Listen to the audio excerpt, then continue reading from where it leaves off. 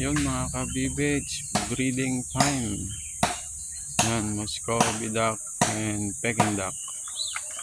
Yan, nag-breed po sila.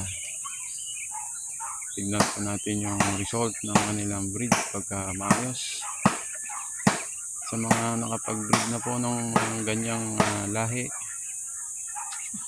pa-comment naman po kung maganda yung resulta ng kanilang mga sisiw. Oh, yun. Sana nakakuha para may itlog na din. Yan. Success ang ating Peking duck.